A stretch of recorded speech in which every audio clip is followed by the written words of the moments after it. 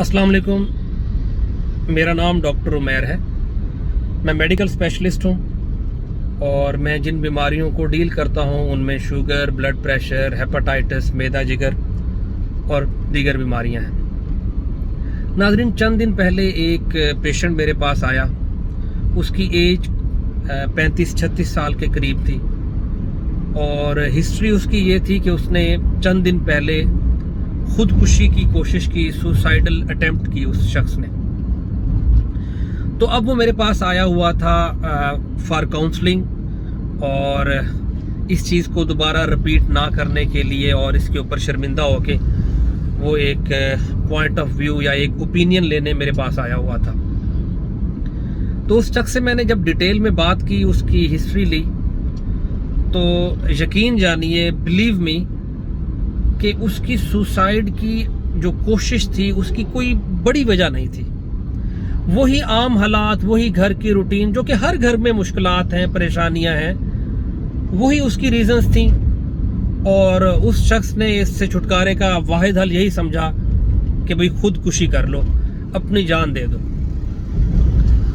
और फिर मैंने उससे कहा कि तुम्हारी जो ये हरकत है, ये कोई अच्छी हरकत नहीं है और ये कोई बड़ी दिलेराना हरकत नहीं है, ये तो बुज़दिलाना हरकत है। तुम पढ़े लिखे नौजवान हो और शादीशुदा हो, 2 तुम्हारे बच्चे हैं, और तुमने जो हरकत की है, तुम्हारे नज़दीक तुमने ये बड़ा अच्छा काम किया और बड़ी तुमने एक ज़बरदस्त काम किया है। हालांकि ये तो बड़ी बुज़दिलाना हरकत है। मतलब तुम हिम्मत हार गए, तुमने मुश्किलात के सामने सरेंडर कर दिया, तुम झुक गए। हालांकि इंसान की तो ये शान ही नहीं है वो लड़े, मुश्किल हालात में भी जिए और जी कर दिखाए, मुश्किलात से लड़े। तो एक तो मैंने उसे ये कहा कि ये बुज़दिल लोगों का काम है, ये जो हरकत तुमने की है। और दूसरा मैंने उसे कहा कि चलो मान लिया कि तुम्हारे नज़दीक तुम्हारी खुदकुशी करने से तुम्हारे मसाइल हल हो जाने थे। तो मैंने कहा कि तुम तो एक बार मरते, तुम्हारे मरने के बाद जो और लोग जो तुम्हारे पीछे हैं, जिसमें तुम्हारी बीवी है और 2 मासूम बच्चे हैं, उनका क्या बनता। मैंने कहा इधर एक मौत ना होती, इधर 3 लोग मरते, और इधर तबई मौत एक होती, वो तुम्हारे मरने से होती, और बाकी जो 3 लोग मरते वो पल पल मरते, रोज मरते, और वो मौत तुम्हारी मौत से उनकी जो मौत है वो ज्यादा भयानक है।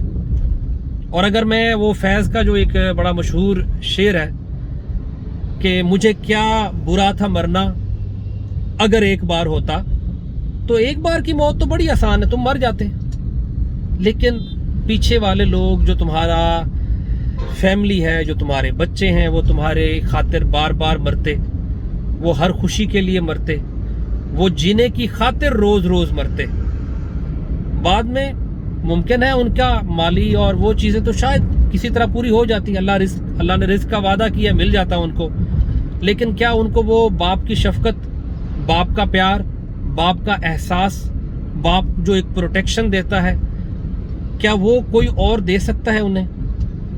खैर, मेरी बातों से वो काफ़ी हद तक समझ भी चुका था और अपनी इस हरकत पर शर्मिंदा भी था। बाद में मैंने उसको खैर साइकेट्री में भी रेफ़र किया। तो इन सारी बातों का मकसद ये है कि अगर आप खुदा ना खास्ता ऐसी कोई हरकत कर रहे हैं, आप सोच रहे हैं कि मैं खुद को मार लूंगा तो बस सारी मसाइल हल हो जाएंगे, तो रुकें यार, एक लम्हे के लिए उन लोगों के बारे में भी सोचें जो आपके पीछे हैं, जो आपसे प्यार करते हैं, जो आपकी फैमिली है। तो इस चीज़ को खुदारा समझें। और ज़िंदगी बड़ी अनमोल है, ये अल्लाह ताला का एक बड़ा बेशबहा कीमती तोहफा है, इसकी कदर करें और जिस मकसद के लिए अल्लाह ताला ने ये हमें ज़िंदगी दी है, उस मकसद के लिए उसको इस्तेमाल करें।